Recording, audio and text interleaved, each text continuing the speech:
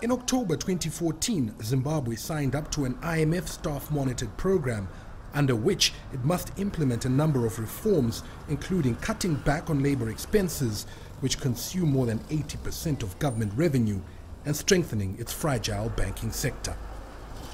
To this end, it has ensured all banks meet the prescribed $25 million minimum capital threshold and has sought to clean up toxic loans through a vehicle that's buying up bad debt.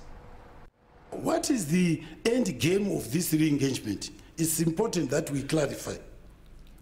The end game is to clear our arrears. It so happens that the reality of these multilateral institutions is that they don't give you new money if you are in arrears with your debt repayments. Zimbabwe owes more than $10 billion to creditors, 1.8 billion of which are arrears.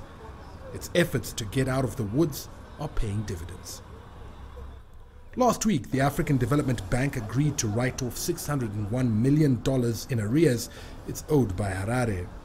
That's been followed up by the IMF, which has said if the country's debt resolution plan, due to be tabled to creditors in Lima, Peru next month, is approved, the country could start receiving financial support as early as 2016. I think it's good, it's heartening to read from the IMF that they are happy with the implementation of the staff-monitored program, because then it allows us to move towards the next step, which is basically looking now at whether Zimbabwe can actually be afforded debt relief to relieve us of this albatross around our necks. As you know, the rest of the other creditors that we owe money will take a cue from the IMF in particular. So if the IMF is saying things are moving, then everyone else stands up and listens. The debt overhang has restricted Zimbabwe from fresh borrowing. Other sources of capital, such as FDI, have shrunk due to the country's perceived risk, while export earnings have dwindled because of low productivity.